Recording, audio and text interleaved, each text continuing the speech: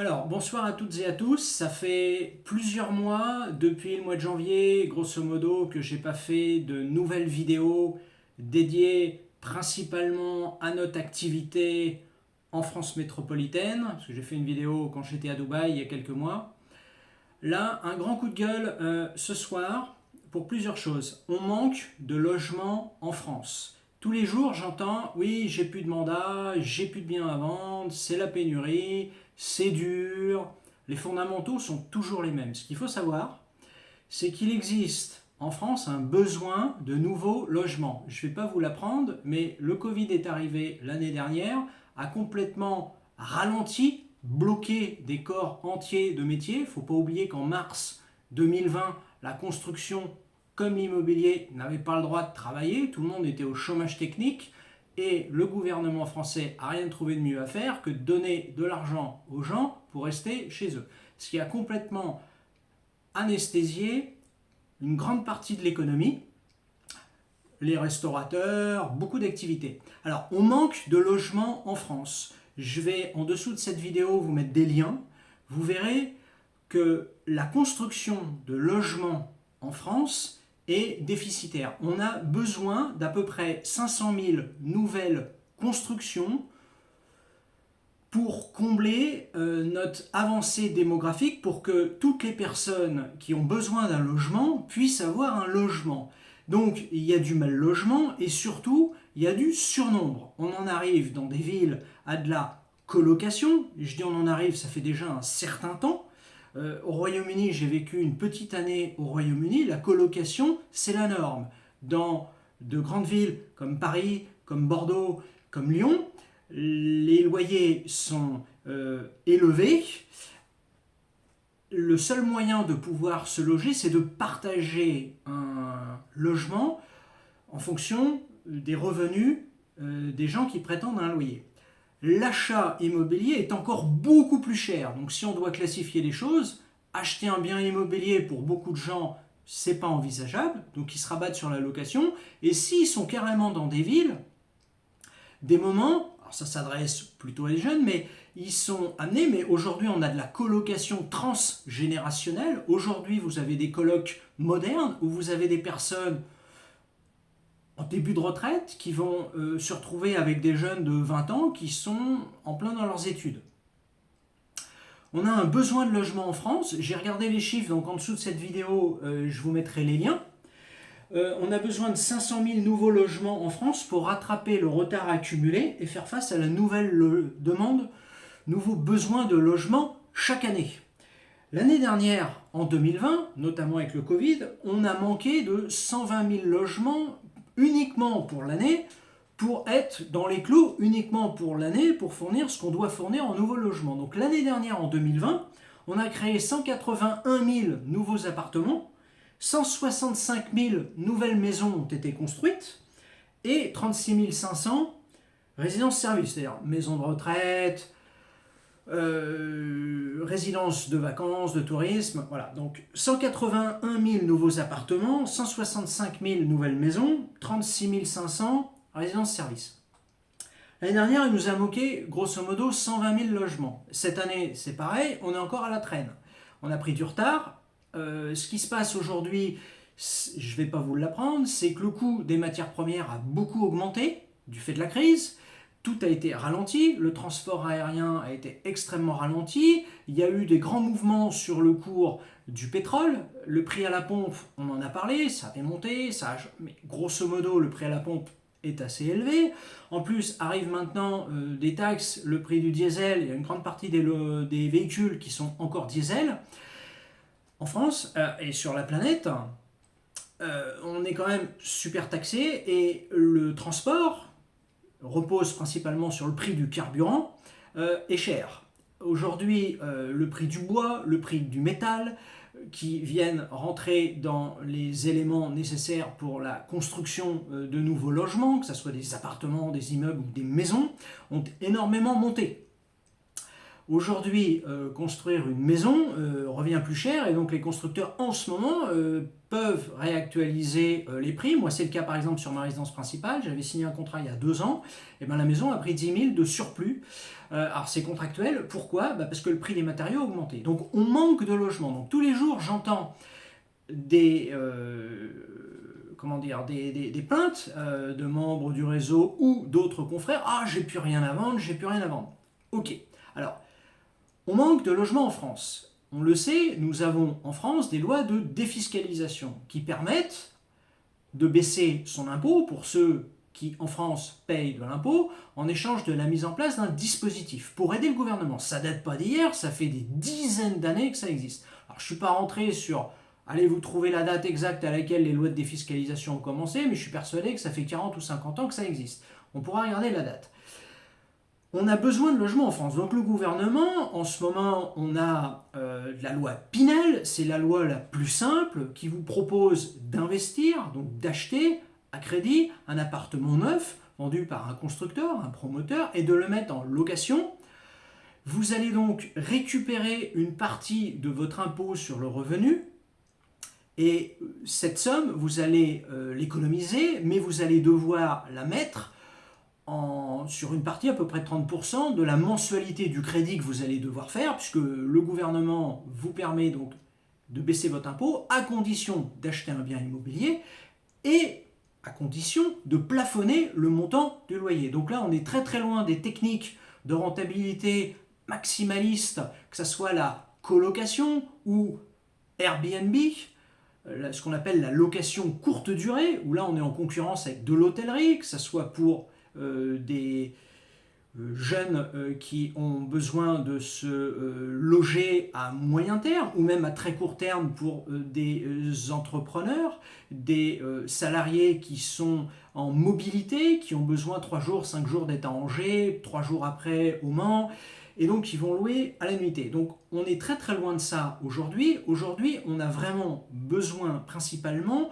de logements à l'année. Mais pour un investisseur, c'est le moins rentable. Alors c'est le plus simple, mais aujourd'hui, il y a un certain nombre de formations, de formateurs et de gens, avec l'essor d'Airbnb, les gens ont simplement compris qu'Airbnb, c'est hyper rentable. Donc quand aujourd'hui, j'entends des gens qui me disent « Ah, je suis investisseur, j'ai une résidence principale », ok, vous encaissez des loyers? Non, ça ne s'appelle pas être investisseur. Vous achetez votre résidence principale, vous gagnez de l'argent?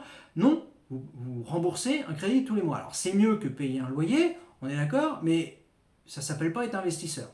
Investisseur, c'est prendre l'argent de la banque, donc faire un crédit pour acheter un bien immobilier et être rentable, c'est-à-dire avoir une mensualité qui est bien supérieure, des loyers, des revenus bien supérieurs à la mensualité de crédit. C'est ça être investisseur immobilier. Et plus vous savez faire ça, donc avec des techniques de colocation et de location courte durée, plus vous pouvez prouver aux banquiers que vous savez investir. Et donc, en théorie, on peut enchaîner les investissements. Je dis en théorie parce qu'il s'agit que tout se passe bien, que le taux d'endettement soit bon, il y a des règles prudentielles, on tient compte que de 70% des loyers hors charge. Je dis on, c'est-à-dire le banquier quand il fait une calcul de taux d'endettement. Donc bien évidemment, il faut avoir des loyers bien supérieurs. Donc quand j'entends des gens qui me disent « Oui, j'ai un appartement, tu le loues comment ?» Bah à l'année, il est meublé? Bah non. Ok, c'est quoi? C'est un studio? Ok. Les gens ils viennent pas avec un canapé pour un studio. La plupart du temps sur des petites surfaces, les gens ont besoin de meubler. C'est ce qui est extrêmement rentable. On est sur un bail meublé. En cas de pépin, et les pépins ça n'existe pas, quasiment pas, il n'y a que 3% d'impayés dans la profession. Pourquoi? Parce qu'il y a des assurances loyers impayées, il y a tout un tas de garanties, notamment la visa mis en place par le gouvernement, et surtout il y a la solvabilité et l'étude du dossier du locataire. Et quand on est sur des plateformes style Airbnb, la question ne se pose pas, c'est de l'hôtellerie, les gens ont du prépayé, il y a des assurances, donc les loyers impayés, il faut vraiment mal se débrouiller. Alors moi, ça m'est arrivé au tout début de mon investissement, je ne m'étais pas formé, j'ai fait n'importe quoi, j'ai eu effectivement un problème avec des locataires. Mais il faut savoir ce qu'on fait et il faut justement demander conseil à des gens qui l'ont déjà fait. À partir du moment où on sait investir, on se rend compte qu'on gagne de l'argent. Donc, ce qu'il faut absolument faire si vous voulez investir en immobilier, c'est faire du meublé ou de la courte durée. Mais attention, avec le Covid depuis l'année dernière, il y a eu un blocage des déplacements. Alors, à l'international, n'en parlons pas. Les avions, grosse crise sur le monde aérien. Donc, le tourisme s'est complètement stoppé quasiment sur toute la planète. Et il y a eu une suroffre de location courte durée puisque les gens ne bougeaient plus. Donc, ce qui s'est passé, c'est que tous les gens qui étaient en courte durée se sont mis... Alors, la courte durée, ce sont des logements meublés, loués à court terme, se sont mis en location à l'année. Donc, dans des grandes villes, dans des villes touristiques, il y a une suroffre en location meublée. Alors, des moments, il y a des personnes qui ont des biens meublés à louer, qui ont des difficultés de le louer. Ben, c'est pas compliqué, quand il y a une suroffre, parce qu'il y a eu un grand bouleversement avec ce Covid, les transports aériens se sont arrêtés, les gens sont restés chez eux, les magasins de bricolage font fortune en ce moment parce que les gens déménagent moins, les gens bougent moins, il y a une peur, les gens ont thésaurisé, ont mis de l'argent de côté parce qu'il y a une incertitude. Il ne faut pas oublier que l'an prochain on a les élections présidentielles en France, 6 mois avant, 6 mois après, les gens sont tout fouchera, ils ne savent pas ce qui va se passer, la planète va exploser, les gens sont inquiets, voilà, il ne se passe jamais rien, simplement effectivement les gens se posent des questions. Donc, on va en arriver au cœur de cette vidéo. Je suis un petit peu long, mais c'est un petit peu un coup de gueule. Et j'ai pas parlé pendant plusieurs mois sur YouTube. Donc j'ai pas mal d'éléments à faire à cette vidéo. Je ne l'ai pas préparée. En revanche, j'ai beaucoup d'idées à transmettre. Et ce que je veux vous dire aujourd'hui, c'est que les fondamentaux sont toujours les mêmes. On me dit, j'ai pas de bien à vendre, c'est la difficulté. Ok. Le moyen le plus rapide pour trouver un bien à la vente, le moyen le plus rapide, c'est le téléphone. Vous allez sur le Bon Coin, vous cochez particulier et vous appelez ce qu'on appelle le frigo. Le frigo, c'est quoi? C'est les vieux biens. Donc, dans le moteur de recherche, vous classez par les plus anciens. Donc, vous allez appeler des annonces de particuliers qui sont sur le marché et qui ont mis leurs biens en vente, que ce soit maison, appartement, depuis un certain temps et qui n'est toujours pas vendu, au bout de 6 mois, au bout d'un an. Je peux vous dire qu'ils n'ont plus du tout d'appel. La plupart du temps. Sauf si un autre confrère un peu malin, fait comme nous, appelle le frigo, des vieux biens en vente. Et là, le particulier va être très content d'être appelé même par un professionnel avec qui il a envie d'échanger, le particulier, parce que lui, il n'a plus du tout d'appel, il n'arrive pas à vendre son bien. Donc, le moyen le plus simple aujourd'hui, le plus rapide, c'est d'appeler le frigo, des vieux biens en vente qui ne sont pas vendus. Bonjour, Christian Perron, je suis conseiller en immobilier, je vous appelle parce que j'ai vu votre annonce sur le Bon Coin. Est-ce que c'est toujours disponible ? Petite question bien formulée, et là, vous allez entendre un oui, parce que les gens sont chauds bouillants, ils ne l'ont pas vendu, ils se posent des questions, il n'y a plus du tout d'appels, parce qu'on le sait très bien, c'est le premier mois qu'il y a beaucoup d'appels. Le deuxième mois, on divise le nombre d'appels par 2, le troisième mois, si ce n'est pas vendu, ça ne se vendra pas. Statistiquement, c'est ça. Alors, il y a ce qu'on appelle de la longue traîne, oui, on peut vendre un bien au bout de 6 mois, 7 mois, ok, mais grosso modo, le bien, il a été vu par tout le monde, tous les gens intéressés sur un secteur pendant une certaine période. Donc ce qu'il faut faire, c'est vraiment le premier mois, il faut vraiment vendre le premier mois. Donc les fondamentaux sont toujours les mêmes. Monsieur le vendeur, pourquoi vous avez mis en vente? Dans cette réponse, vous allez voir si c'est une obligation, la mise en vente ou pas. La plupart du temps, ce sont des résidences principales. Monsieur, vous êtes toujours dans le logement aujourd'hui? Oui. Bah, je comprends pas. Vous me dites que vous déménagiez parce que vous êtes muté professionnellement, vous vous séparez. On a eu le cas il y a quelques temps. On est appelé en urgence sur un bien. 2 personnes se séparent, s'entendent plus du tout. Alors, c'était pas un super quartier dans la ville. Le membre du réseau qui va sur le secteur, une demi-heure, 20 minutes, une demi-heure pour trouver une place de stationnement. Alors là, investir dans des parkings, dans des box, c'est génial parce que là, c'est loué tout de suite et ça se loue super cher. Donc, gros problème de stationnement. Donc, vendre un bien où on ne peut pas stationner, très très compliqué. Parce que les gens, la question c'est, ok, mais ma voiture, je la mets où quoi? Quand ils n'ont pas des moments 2 voitures. Des moments, il y a des gens qui ont besoin de 2 voitures. Que ça soit en campagne ou que ça soit en ville.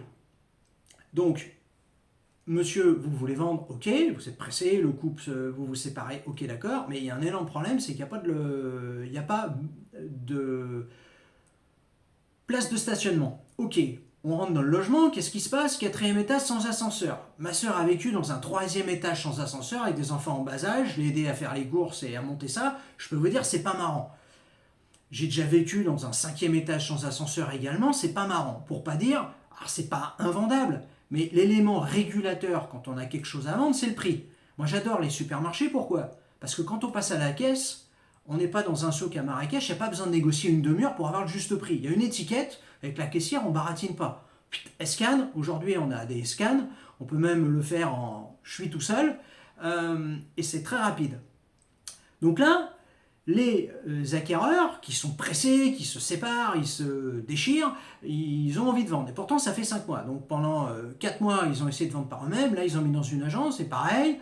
Le prix n'a pas bougé, rien n'a bougé. C'est-à-dire les photos sont pas terribles, la description n'est pas terrible, mais les fondamentaux sont les mêmes.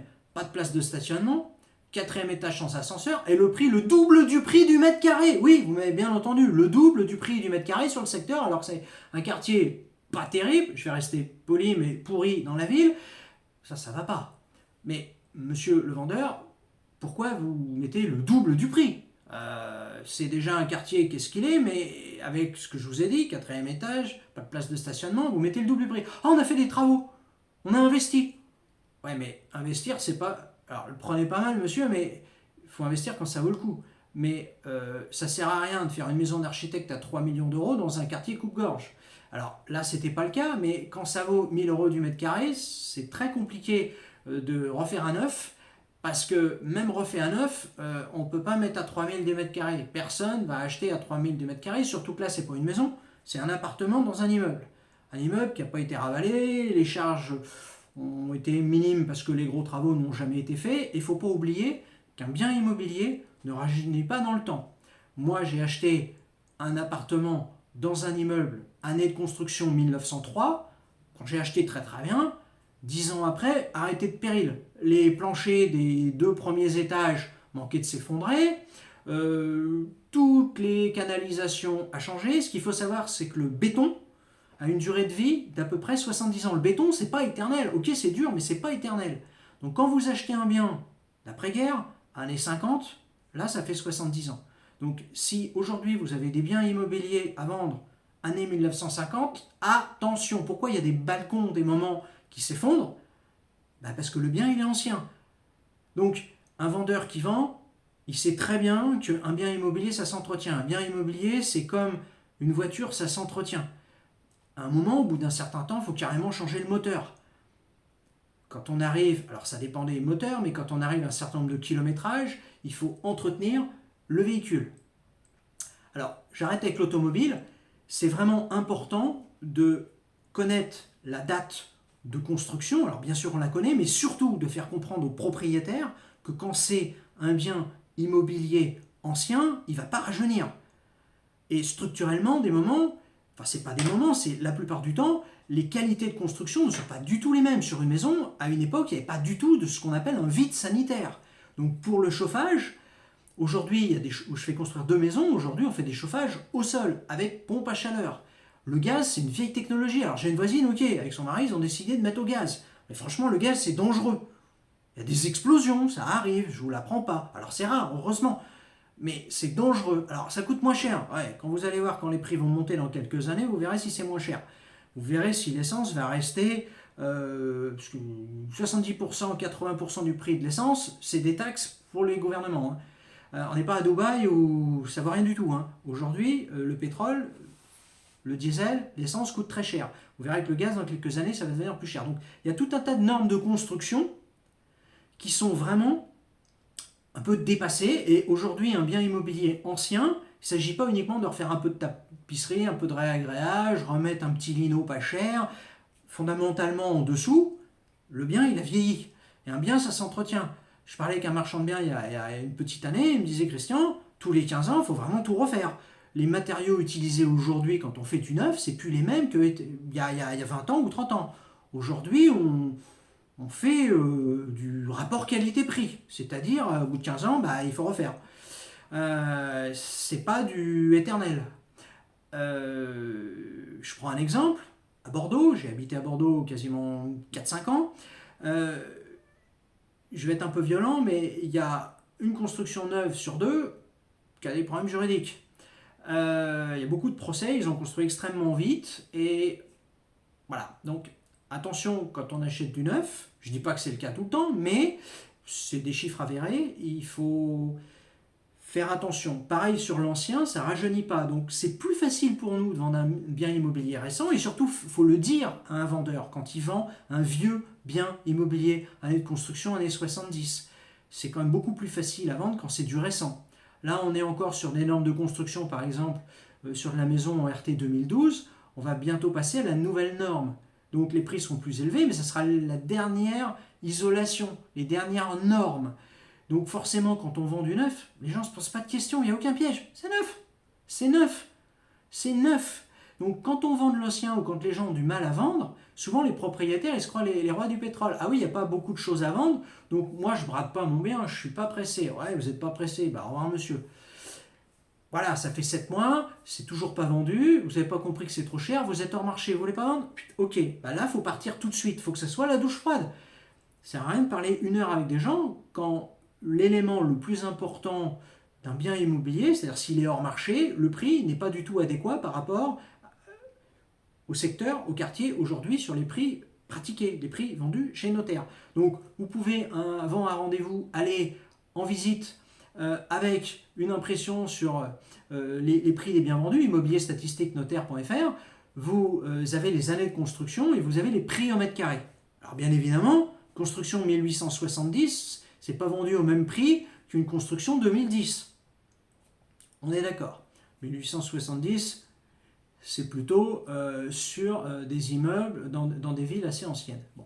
Mais il faut vraiment comparer ce qui est comparable, et de même que l'automobile, l'année de construction d'un bien immobilier fait une grosse partie de sa valeur. Donc il faut faire vraiment prendre conscience à un vendeur que ce qu'il vend, c'est une année de construction, un état, et oui ok, le marché aujourd'hui fait qu'il y a moins d'offres, les gens ont besoin de se loger, il y a un énorme besoin de logement en France, on manque de logements, en plus il y a une grande partie des gens qui sont seuls, personnes âgées, veuves, célibataires, moi aussi je suis célibataire, c'est-à-dire qu'on vit seul, donc il y a besoin des moments d'un logement pour une personne. Si on a une famille assez classique, 2 personnes, avec des enfants, ça permet de loger beaucoup plus de monde que si on est obligé de dédoubler et que les personnes sont seules, c'est des aléas de la vie. Donc on a besoin de logements en France. Alors il y a énormément, on ne va pas rentrer dans les chiffres, de gens qui vendent seuls, peu importe les causes, divorce, séparation, peu importe, mais ça joue énormément sur le prix des logements.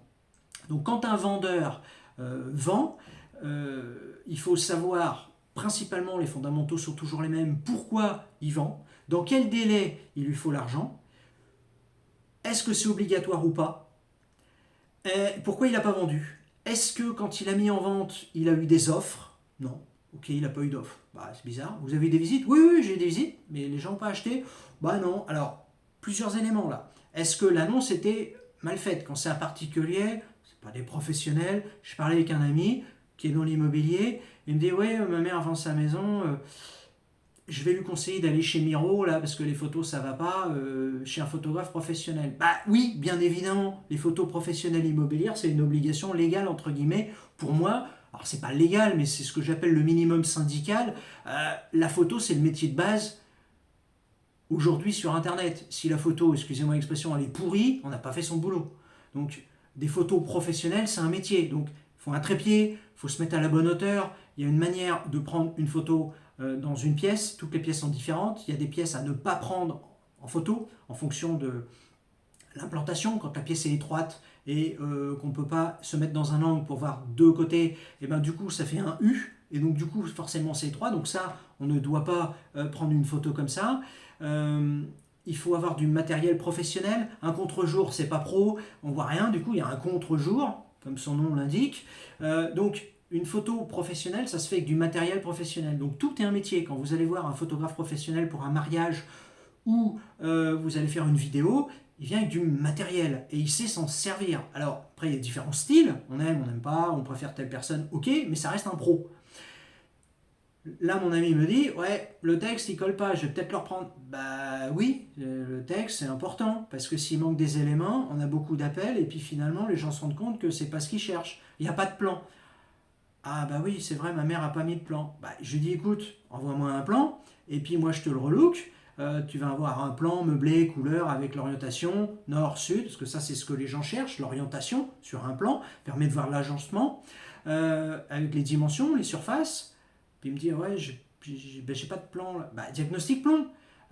Diagnostic plomb, vous récupérez, même s'il n'y a pas eu de travaux, ça n'a pas énormément changé. Et même s'il y a eu quelques travaux, bah, on prend un croquis, il me l'envoie, moi je le relook, et puis sur ses photos professionnelles sur le Bon Coin, eh ben, il met un plan. Bon, j'attends toujours, ça fait une semaine, bon, il n'y a pas d'obligation légale, mais les photos, le plan, alors n'en parlons pas d'une visite virtuelle ou d'une vidéo, là on est dans la science-fiction, mais c'est des éléments importants aujourd'hui pour une annonce, c'est 4 éléments. Les photos, c'est notre métier de base. Un plan, c'est quand même pas trop demandé que de faire un plan. Des moments, j'appelle des agences immobilières, je suis investisseur, donc je cherche des biens, je dis, vous avez un plan? Ah non, non, c'est pas à nous de faire les plans, on fait pas de plan. Ok, donc du coup, je me déplace, je prends la voiture, je vais visiter, puis, ouais, non, l'agencement colle pas. C'est pas à moi à faire un plan, quoi. Quand on est agent immobilier, le but, c'est de donner de l'information. Enfin, je dis le but c'est de vendre, ce qu'on est mandaté pour vendre, mais pour un acquéreur, le but c'est de l'informer, pour qu'en connaissance de cause, ne fasse pas une visite inutile. Il n'y a rien de pire que les gens se déplacent, et puis, ah ouais, non, ça me plaît pas. Pourquoi j'ai pas vu la façade extérieure? Bah, une photo, on met, s'il y a quelque chose d'éliminatoire, on le met tout de suite. Bon. Donc, un vendeur, c'est son projet qui compte. Là, récemment, dans le réseau, on me dit, Christian, personne âgée, j'ai une offre au prix, elle refuse de vendre. Oh, là là, je vais vivre dans le Nord, je vais mourir, je ne veux pas quitter mon logement, je ne sais pas où je vais, j'ai rien trouvé. Les fondamentaux sont toujours les mêmes. Quelqu'un qui vend, on prend un mandat de vente, s'il est en recherche active, s'il sait où il va. Moi, ça fait 16 ans maintenant, je suis dans ma 16e année où je suis agent immobilier. C'est pas la première fois, c'est 8 fois qu'on me fait le coup. C'est arrivé à quelqu'un du réseau, on a perdu 20 000 euros d'honoraires l'année dernière.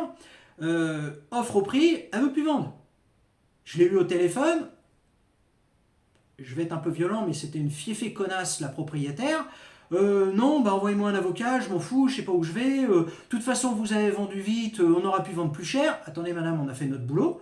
On vous a pas forcé, vous nous avez donné la mission de vous trouver un acheteur à un prix, vous refusez de vendre. C'est pas un jeu, nous on a les acheteurs derrière. Donc là, même cas de figure, on a fait notre boulot, on a trouvé un acheteur. L'acheteur, bah non, elle veut plus vendre, donc je suis désolé, mais vous ne pourrez pas acheter. C'est pas un jeu, quoi. On donne un mandat de vente à un professionnel de l'immobilier. Bon sang de bon sens, c'est pas un jeu. Donc ce soir, c'est un peu le coup de gueule. C'est pas un jeu. Donc, faut pas vous étonner si vous prenez un procès derrière. Il n'y a pas de chichi de culpabilité ou nous faire culpabiliser. Ouais. Enfin, moi, j'ai foutu 8 fois des acheteurs et des vendeurs au tribunal. Ils refusaient d'acheter alors que tout était bon sur le compromis. Ils refusaient de vendre. On avait une offre au prix. C'est pas un jeu, quoi. C'est pas un jeu. Donc quand on mandate un professionnel de l'immobilier, quand il a fait son boulot, bah, vous me devez les honoraires. C'est pas un jeu, j'ai fait mon boulot, vous me privez de mes honoraires, vous privez un acquéreur, si vous attaquez derrière, je peux rien faire. Alors vous faites vos petits problèmes psychologiques, mais c'était avant le mandat. Alors ok, vous déménagez, vous quittez votre résidence principale, vous allez en maison de retraite. Bah oui, le temps tourne. Moi j'ai des parents âgés aussi, on tourne, on est sur cette planète, qu'on ait 20 ans, qu'on ait bientôt 46 comme moi, ou qu'on ait plus de 80 ans comme mon père, on a l'âge qu'on a. Donc quand on fait quelque chose, il y a des implications. C'est pas un jeu, on fait bosser un professionnel de l'immobilier, il est payé comme la dernière roue du carrosse, c'est-à-dire après avoir fait tout le boulot, le professionnel de l'immobilier. Donc c'est pas en dernière ligne droite que j'ai pas le crédit ou je refuse de vendre, quoi. Ça c'est insupportable. Alors, ok, les gens peuvent se protéger avec la condition suspensive d'avoir un financement. Mais aujourd'hui, je regarde l'heure parce que je ne vais pas vous faire une vidéo qui fait 2 heures et je n'ai pas envie de la couper non plus en 5 fois, mais j'ai beaucoup d'informations à donner. Aujourd'hui, un acquéreur, avec l'offre aujourd'hui qui est limitée, aujourd'hui, les acquéreurs sont en masse. Et les acquéreurs, avec les taux très très bas, même s'ils ont de l'apport ou la capacité de tout payer comptant, ils ont tout intérêt à emprunter et garder leur trésorerie pour un effet de levier pour faire beaucoup de choses. Bon. Alors ça, c'est s'ils sont investisseurs, si les gens ont de l'argent et veulent payer cash, ils ont le droit. D'ailleurs, c'est arrivé à un ami il n'y a pas longtemps qui faisait une offre d'achat en immobilier, l'effet de levier, il a tout intérêt. Il trouve une super affaire, possibilité de transformer le bien sur LV. Ok, il n'a pas eu l'offre n'a pas été acceptée. Pourquoi? Il y a peut-être quelqu'un qui a payé comptant. Et dans le réseau, il n'y a pas longtemps, une vendeuse priait les anges, nous demandait de lui trouver quelqu'un adéquat, elle ne voulait pas vendre sa maison à n'importe qui. Ok. Et ce qui s'est passé, c'est que le membre de notre réseau a fait faire une lettre de motivation. C'est-à-dire un petit courrier sous Word avec des photos. Bah voilà, nous sommes une famille hollandaise. Je m'appelle voilà tel prénom. On a des enfants. On mange bio. On est dans l'écologie. Voilà, on aime la nature. On s'installe à la campagne. Votre maison nous plaît. Alors on paye pas le prix. Notre capacité est un peu inférieure. Donc on négocie de 20 000 euros. On vous fait une offre un peu moins chère. Mais on est des bonnes personnes. Et un peu comme une lettre de motivation quand on cherche un boulot. Eh ben, on va chercher à se vendre. Voilà, donc les gens ont justifié qui ils étaient et surtout qu'ils avaient besoin d'un financement. Parce qu'aujourd'hui, la plupart des gens ont très peu d'apport, et même s'ils ont de l'apport, ils ont besoin d'un crédit. Et pour un acquéreur, il faut qu'il justifie au moment où il fait son offre, ça c'est l'élément, il y a le prix, on fait une offre au prix ou pas, mais derrière, ok, faites une offre au prix ou pas au prix. Alors si c'est pas au prix, si on paye cash, si on n'a pas besoin de crédit, c'est quand même beaucoup mieux pour que ça soit accepté. Parce que quand les acquéreurs sont en surnombre et que les vendeurs ont plein d'offres le même jour sur un bien qui vaut le coup, franchement, on vend à quelqu'un qui paye cash. Qu'est-ce qu'on va prendre comme risque de vendre un bien immobilier à quelqu'un qui potentiellement peut ne pas avoir le crédit? Là récemment, un autre financement qu'on n'a pas, qui n'a pas abouti, on a perdu une autre vente, là c'était en descente dans le réseau, c'était une sacrée somme, d'ailleurs c'était aussi 20 000 euros, décidément deux grosses ventes à 20 000 euros, l'acheteur n'a pas eu le crédit. Bon, la vendeuse nous dit, j'ai un paiement comptant. On me demande conseil, je dis, nous, alors c'était un mandat simple, on n'avait pas l'exclusivité de la vente. Je dis, la personne, elle a un paiement comptant, ok, on gagne rien. Nous, on a un acheteur qui a besoin d'un financement. J'ai étudié, donc là, j'ai fait moi-même le calcul. Bon, moi, je suis un ancien banquier, j'ai travaillé 10 ans dans le monde bancaire. J'ai fait le calcul. Je dis, mais là, ils ne peuvent pas avoir le crédit. J'ai fait le calcul, le taux d'endettement dépasse ce qu'ils déclarent sur leur avis d'imposition. Donc légalement, la banque, sauf éléments extérieurs avec un patrimoine et d'autres éléments, mais il faut qu'elle déroge, qu'elle justifie que moi aujourd'hui, avec les éléments que j'avais, pour moi, le financement, il est mort. Le financement, on ne l'aura pas. Bon, ce qui se passe, c'est qu'au sein du réseau, la personne, il y a 10 000 euros d'honoraires, soutient l'acquéreur dans son financement. Ok, aujourd'hui, on n'a pas encore l'accord de crédit, on croise les doigts pour que ça soit bon, mais ce que j'aime pas, c'est quand on a un aléa. Un crédit, ça se justifie. Une offre d'achat, ça se vend, ça se justifie. J'ai besoin d'un crédit, mais je mets de l'apport. Je vais bloquer chez le notaire 10%. En général, c'est le maximum qu'on peut mettre. Alors, on peut mettre plus, mais la plupart du temps, les gens ne mettent pas.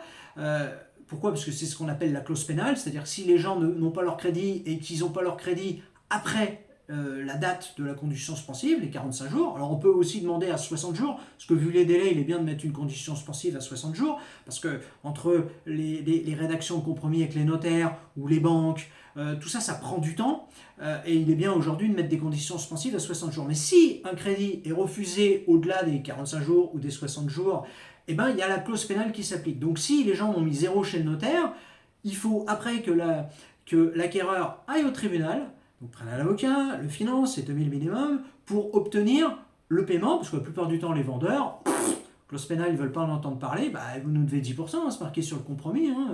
Monsieur l'acquéreur, vous avez obtenu votre refus de prêt après la date de la butoir de la condition suspensive, vous n'êtes plus protégé, vous devez acheter. Et si vous n'achetez pas, vous me devez 10% moi en tant que vendeur au titre de la clause pénale. Voilà. Donc, il est très très important, nous professionnels, de surveiller les dates et surtout de nous assurer au maximum que tout aille très très très vite. Dès qu'on a une offre d'achat, tout de suite, branle-bas de combat, tous les éléments doivent être prêts, on doit avoir fait notre travail de vérification de la solvabilité de l'acquéreur. En amont, il n'y a rien de pire que de faire un crédit et puis de se dire, au petit bonheur la chance, on croise les doigts pour qu'ils aient le financement. Ça, c'est hors de question. C'est notre responsabilité professionnelle en tant que professionnel de l'immobilier, quand on signe un compromis, qu'on soit sûr à 80% qu'on ait le financement. On ne doit rien laisser au hasard, et le minimum au hasard. Alors ok, un banquier ne peut étudier réellement pour de vrai que quand le compromis est signé, mais au préalable, on peut solliciter un banquier, avoir un pré-accord bancaire pour une somme, avoir une simulation, c'est un minimum. Et entre-temps, il ne faut pas que la situation dérape. Il ne faut pas qu'ils aient fait un CTLM ou un crédit autre revolving, qu'ils aient acheté une voiture et du coup l'endettement change complètement. Il ne faut pas que le Covid soit passé entre-temps. C'est ce qui est arrivé l'année dernière sur une profession libérale. Baisse d'activité, baisse du chiffre d'affaires, refus de prêt. Ouais, nous, on a perdu 20 000 d'honoraires. Le vendeur n'a pas pu vendre, nous, on passe pour des rigolos. Voilà. Tout ça, mais c'est de la vente du vendeur. Donc, une offre d'achat, ça se justifie. Donc, les vendeurs, ils doivent être réellement motivés pour vendre. Ils doivent vendre avec une certaine date. Sinon, prendre un mandat, nous, ça ne nous intéresse pas. Hein, on ne va pas travailler pour des prunes. À partir du moment où on a trouvé un acheteur, qu'on s'est mis d'accord sur une offre, on n'annule pas la vente. C'est pas un jeu, c'est pas je vends plus. Hein. Sinon, c'est le tribunal et l'acheteur, il va faire pareil. Hein, et vous perdrez. Hein. Donc, c'est pas un jeu.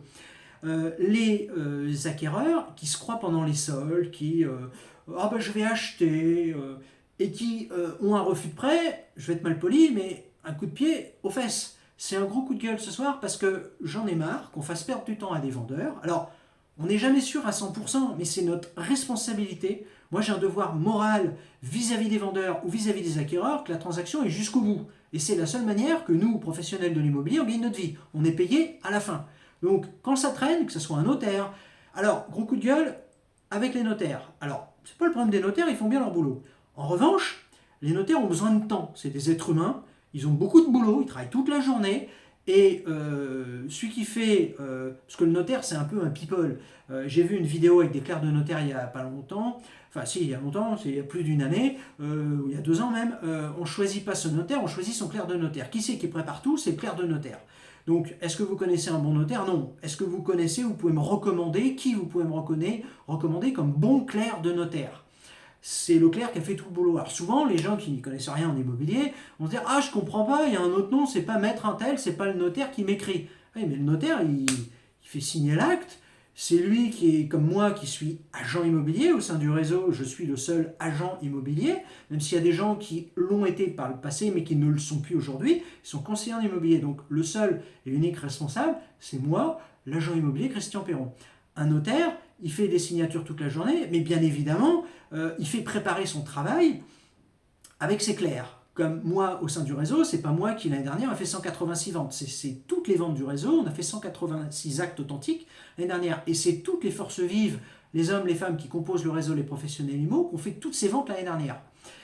Mais moi, je ne peux pas faire 186 ventes tout seul avec mes 10 doigts en manageant le réseau. C'est pas possible. Donc quand on me dit, Christian, ouais, tu vends plus de maison, ok, mais qui c'est qui vous paye? C'est moi qui fais le virement. Personne n'a les comptes en banque, qui c'est qui répond aux questions? Là, j'ai eu un candidat il n'y a pas longtemps, est-ce que vous pouvez me rappeler? J'ai mis en place une vidéo qui dure 1 heure, avec un processus où les gens candidatent, je réponds aux questions par mail, mais je passe pas 1 heure au téléphone avec quelqu'un. Là, j'ai un candidat, il y a 2 jours, un vendredi, qui me laisse un message en me disant merci de me rappeler, j'ai des questions à vous poser. Pour 3 questions, il me les pose par mail. Donc les gens qui veulent court-circuiter, et moi, 1 heure de mon temps, c'est 500 €. J'ai pas de temps à passer pour que les gens me disent au bout d'1 heure, je vais réfléchir, je vais voir, parce qu'il y a beaucoup de réseaux de mandataires. Moi, j'étais là en 2005, à l'époque, il n'y avait pas 200 réseaux de mandataires. Aujourd'hui, j'ai une grande valeur ajoutée.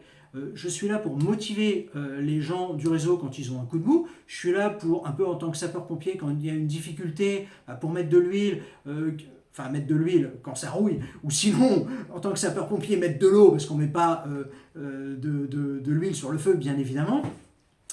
Je suis là pour faciliter les choses, donner un coup de main, mais il y a un effet de levier, et la valeur ajoutée, elle est là. Donc, le temps de chacun, il est précieux. Nous, conseillers en immobilier, quand on vend, quand on aide un acquéreur à acheter un bien immobilier, il y a des fondamentaux et on a des formations en interne où il y a un certain nombre de questions à poser à un vendeur. Si on se tient aux questions à poser à un vendeur, si on tient bien les questions à poser à un acquéreur, aujourd'hui, on doit demander, bien évidemment, je dis aujourd'hui, mais depuis toujours, une pièce d'identité avant de signer un bon de visite. Aujourd'hui, par mail. Aujourd'hui, tout le monde a quasiment un smartphone. Vous prenez une photo recto verso de votre pièce d'identité, vous l'envoyez par WhatsApp, par Messenger, par SMS, par email. Avant toute chose, avant qu'on prépare un bon de visite, on a l'identité des acquéreurs, donc ça limite les rigolos. On prépare un bon de visite, on voit où l'acquéreur habite, s'il habite à l'autre bout de la France. Ah bon? Tout de suite, on s'intéresse au projet, on pose d'autres questions supplémentaires. Un acquéreur est motivé. Et surtout, est-ce que vous avez besoin d'un financement ou pas? Dès le départ, qu'est-ce que vous faites comme métier? Combien vous gagnez? Ah, vous avez besoin d'un financement. Assez souvent, il y a des vendeurs qui ont été échaudés, qui ont perdu du temps, des moments 2 fois de suite avec un refus de prêt. Donc quand les acheteurs, excusez-moi l'expression, se la racontent un peu avec du style je veux négocier alors qu'ils ont besoin d'un crédit et que le crédit n'est pas sûr du tout de presser, il n'est pas sûr du tout de passer, d'être accepté. Enfin, franchement, il faut remettre les choses à leur place. Donc il faut que les acquéreurs ils redescendent d'un ton, en toute gentillesse et sympathie avec la clientèle acquéreur, mais c'est pas les soldes, c'est pas open bar. Aujourd'hui, on est dans un marché de vendeurs, il y a peu de vendeurs. Pourquoi? Il y a des difficultés de logement. Un vendeur, s'il veut vendre, il faut que ça soit vraiment au prix du marché. C'est pas parce qu'il y a peu d'offres qu'on vend très cher un truc complètement pourri où les gens vont devoir investir, faire des travaux et ne s'y retrouveront jamais à la revente. Il faut toujours penser à la revente. La durée moyenne de détention d'un bien immobilier, c'est 7 ans et demi. Donc il faut bien voir aujourd'hui qu'une transaction immobilière, c'est deux parties, il faut que ça soit gagnant-gagnant. Donc quand c'est disproportionné, on arrête la conversation tout de suite. Donc un acquéreur aujourd'hui doit montrer patte blanche. Il faut bien le dire dès le départ à un acquéreur, nous, conseillers immobiliers, est-ce que vous avez besoin d'un financement? Ah, ok, vous avez combien d'apports? Tout de suite, il faut les remettre gentiment à leur place, mais vous avez besoin de combien d'apports? Pourquoi? Parce que c'est très important de savoir dès le début de la conversation. Je voudrais visiter. Souvent, quand on a un appel, enfin c'est pas souvent, c'est dès qu'on a un appel sur une annonce, c'est, ah j'ai vu votre annonce, voilà, c'est toujours en vente, ok, quand est-ce que je peux venir le voir? Je peux venir cet après-midi, je peux venir ce soir, entre midi et deux, mon mari n'est pas là, je le raconterai. Non, on visite à deux. Pourquoi?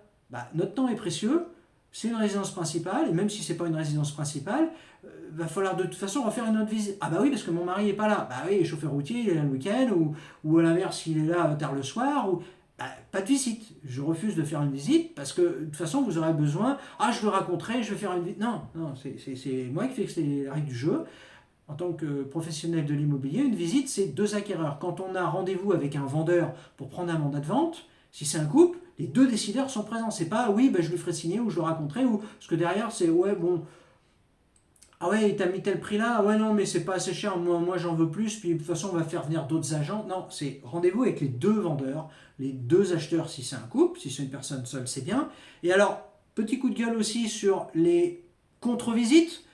Souvent il y a le grand-père, il y a le père, donc nous on trouve un acheteur qui achète et puis moi je vais faire une contre-visite. Alors il y a le grand-père avec la toiture, avec qui s'y connaît, il y a le père, il y a le cousin, il y a le copain, ils y connaissent rien en immobilier, ils sont la plupart du temps tous locataires, parce qu'en gros il y a une personne sur deux en France qui est locataire, et il va donner des conseils, voilà, comme dans l'investissement immobilier. Il y en a plein qui n'ont jamais investi dans l'immobilier, mais tu vas avoir des problèmes avec des locataires. Ok, il y a 3% d'impayés en France, donc faut remettre les choses à leur place, quoi. 97% des locataires payent leur crédit, quoi, payent leur loyer, pardon, et tout se passe bien. Pourquoi? Parce qu'il y a une caution, et s'ils ne payent pas, c'est les parents qui payent à leur place. Pourquoi? Parce qu'il y a une assurance. Et qui payent à leur place, et c'est pas un jeu, et il y a des procédures d'expulsion. Moi ça m'est arrivé, j'ai fait une procédure d'expulsion complète, les gens ont été expulsés, on expulse les gens, voilà. Donc il faut vraiment mettre les choses à leur place. Alors, vidéo un peu longue, donc les vendeurs ils ont un projet. Ce qui est très important, c'est quel est le projet des vendeurs. Pour l'acquéreur, pareil, il a un projet. Parlez-moi de votre projet. Dans combien de temps vous avez besoin d'acheter ça? Pourquoi vous achetez ça? Quel est votre financement? C'est vraiment très important. Quand on a des difficultés en tant que professionnel de l'immobilier, donc là je parle à la fois des acheteurs, je parle à la fois des vendeurs, quand on a des difficultés de rentrer des biens immobiliers, les fondamentaux sont toujours les mêmes. Sur notre espace de formation, les membres du réseau ont accès à notre formation et savent très bien, alors ça je parle à des candidats qui seraient intéressés, qui regardent cette vidéo pour rejoindre notre réseau, parce qu'aujourd'hui ils ont le choix bien évidemment, mais les fondamentaux sont toujours les mêmes. Le moyen le plus rapide de parler à un vendeur qui vend un bien immobilier, c'est le téléphone. Ça s'appelle la pige. D'ailleurs, on trouve une annonce d'un particulier, par exemple sur le Bon Coin, qui cherche à vendre. Et puis, j'ai pas besoin de vous. Ok, votre annonce, vous l'avez mis sur quoi? Sur le Bon Coin. Ok, mais le Bon Coin, ça tire une partie de la clientèle. Mais une grosse partie de la clientèle, 70% des ventes au final, se font avec un professionnel de l'immobilier. Et les professionnels de l'immobilier, ils ont un site qui est réservé rien qu'à eux. Ça s'appelle Se Loger.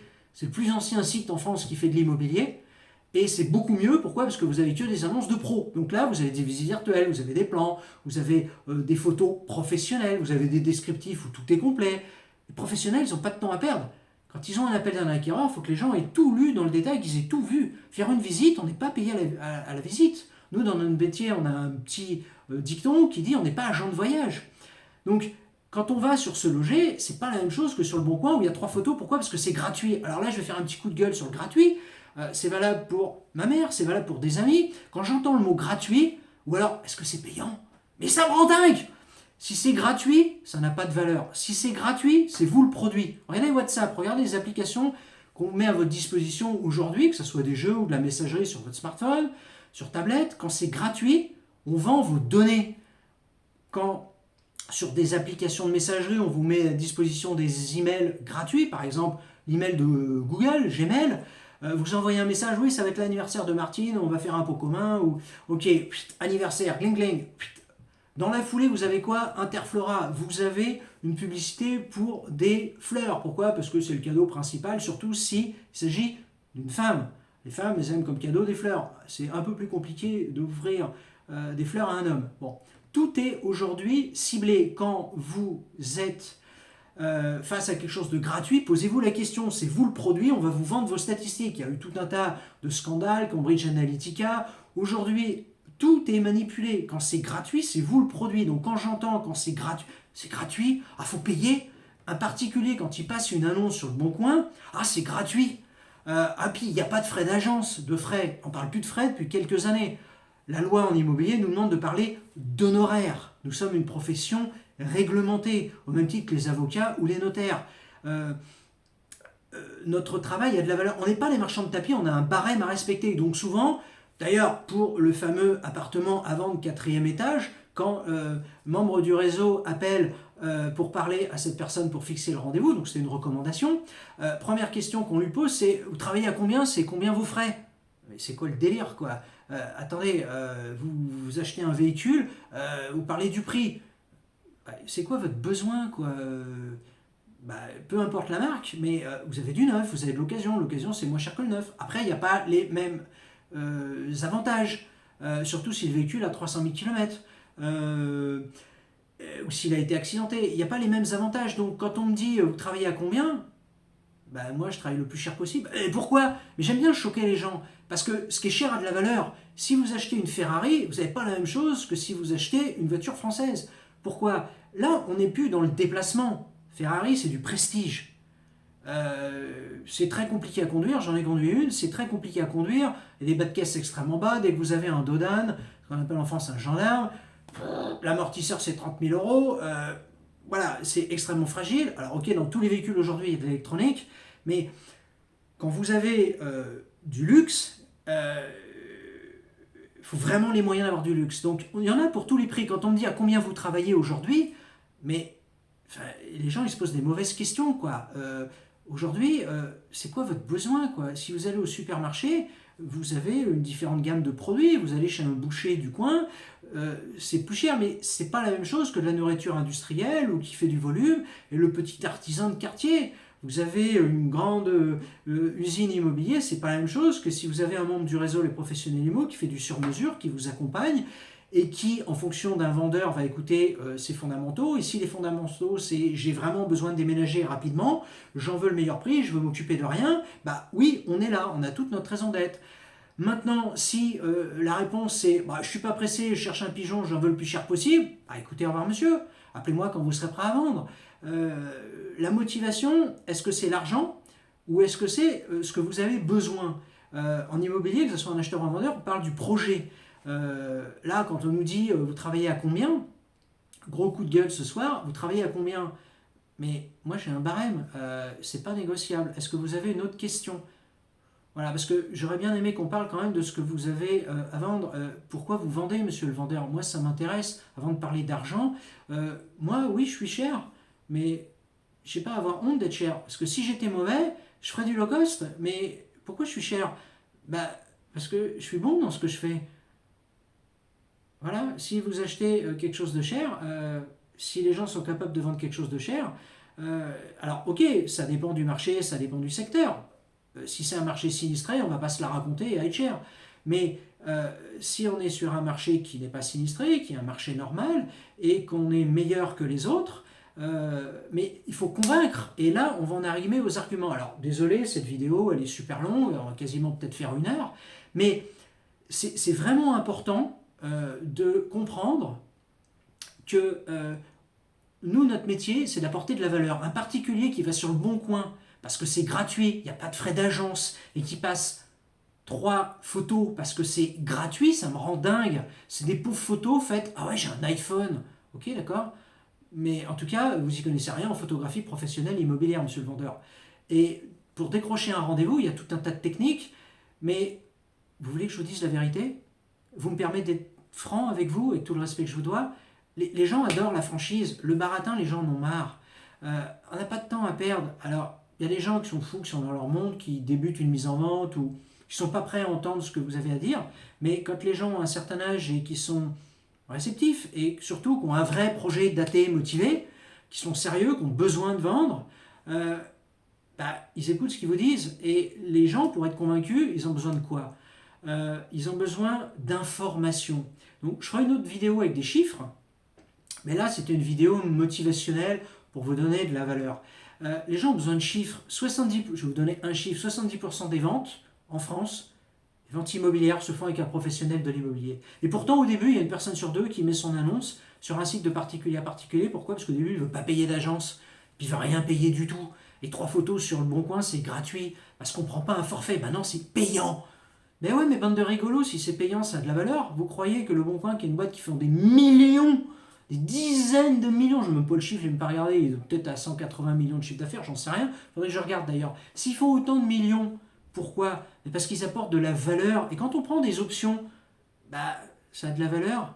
Quand on prend le minimum, c'est qu'on n'a pas confiance, ou alors il n'y a pas besoin, mais s'il n'y a pas besoin, c'est qu'on n'est pas pressé et qu'on s'en moque un petit peu. Mais payer, gratuit, ça n'a rien à voir avec le mot investissement. Alors là, investissement, il y a très peu de gens en France qui savent ce que ça veut dire. Déjà, je ne parle pas de la définition du dictionnaire, je parle d'un investissement. Investissement, ça veut dire, en anglais, on dit ROI. ROI, c'est retour sur investissement. Je mets de l'argent, je mets une somme pour acheter un pack photo, par exemple, sur le Bon Coin. Nous, professionnels de l'immobilier, on met 20 photos sur le Bon Coin. Alors, c'est un maximum. Mais on n'est pas 3 photos du particulier qui ne paye pas. Pourquoi nous, professionnels, on paye et on peut mettre 20 photos? Parce que le but, on n'est pas agent de voyage, c'est pas de faire des visites, avoir plein d'appels et répondre à des questions. Moi, je ne suis pas payé pour répondre au téléphone. Ma valeur ajoutée, elle n'est pas au téléphone. Moi, je mets en place des vidéos, il y a un effet de levier. J'ai aujourd'hui bientôt 46 ans et tous les membres du réseau ont une valeur ajoutée à apporter. Et ce que veut un vendeur, c'est quoi? C'est vendre le plus cher possible, le mieux possible et sans aucun souci, quoi. Ils veulent qu'on fasse tout pour eux. Et rapidement et cher, voilà. Et zéro souci. 3 éléments. Le plus cher possible, rapidement, zéro souci.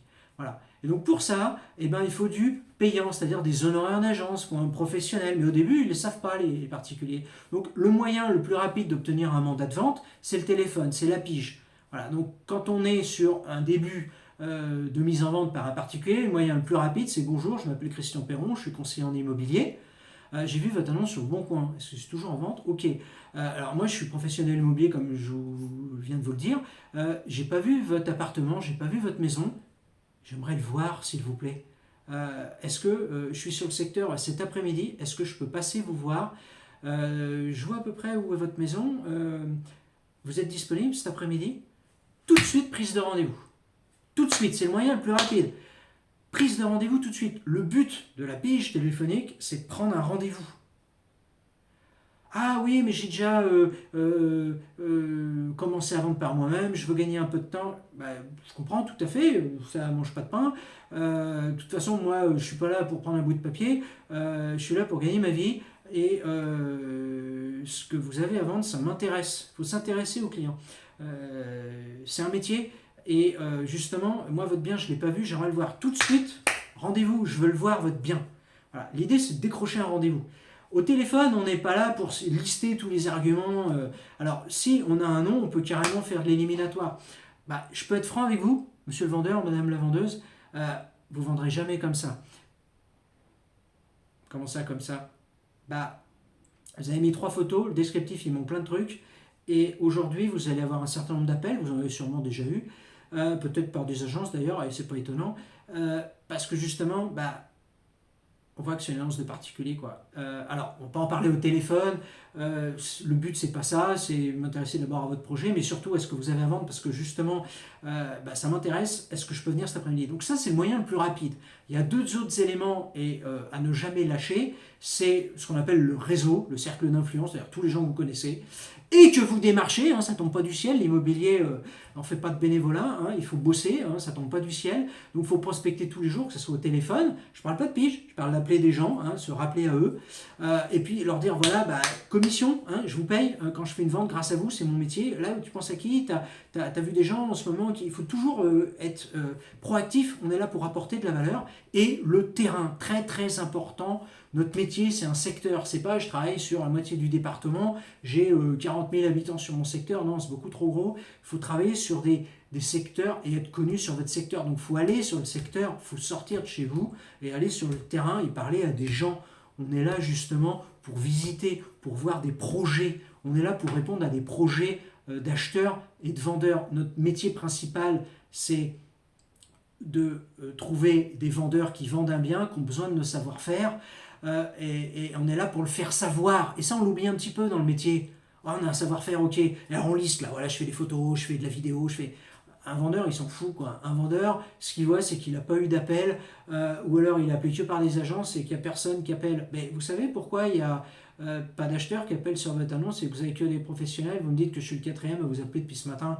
Bah, écoutez, est-ce que vous accepteriez que je vienne vous voir cet après-midi? Il faut qu'on parle. Prise de rendez-vous. Je suis sur le secteur cet après-midi et prise de rendez-vous. C'est très important. Plus vite on décroche un rendez-vous, c'est notre métier. Et on n'est pas là pour se justifier. Quelqu'un qui justifie, c'est quelqu'un qui s'excuse. On peut donner des arguments, mais pas au téléphone. Le but du téléphone, c'est de prendre le rendez-vous. Donc voilà. Et si on se prend un rendez-vous, non, j'ai pas envie, merci, au revoir. Bon, bah, il nous raccroche au nez. On rappellera plus tard, c'est pas grave, il était mal luné, puis dans quelques temps, vous savez, les gens qui sont incorrects, des moments où 2 jours après, ils se disent merde, je vais raccrocher au nez, c'est pas très poli. Moi, ça m'arrive aussi de raccrocher au nez quand on me propose du nettoyage alors qu'on est un réseau et que mon bureau il est chez moi. Franchement, c'est bon quoi. Du nettoyage à domicile, c'est déjà en place. J'ai pas besoin de locaux professionnels, j'ai pas aujourd'hui de locaux professionnels. Donc, des moments, je peux être un peu incorrect, mais voilà, il faut être percutant et être percutant, c'est piquer là où ça fait mal, là où les gens ont besoin de vendre. Oui, vous venez de mettre en vente, bah, ça se voit. Quand est-ce que je peux venir cet après-midi? Des petits trucs gentils comme ça, oui, ça se voit, mais le ça se voit, paf, ça les a transpercés. Je suis sur votre secteur cet après-midi, est-ce que je peux venir vous voir le bien, voilà. Donc, le terrain, jamais oublié. Bon, j'arrête cette vidéo, je vais vous faire une nouvelle vidéo avec des chiffres, c'est très important, mais n'oubliez pas que ça tombe pas du ciel. Et on a un savoir-faire, mais surtout, c'est le mot de la fin, il faut le faire savoir. À bientôt dans une prochaine vidéo.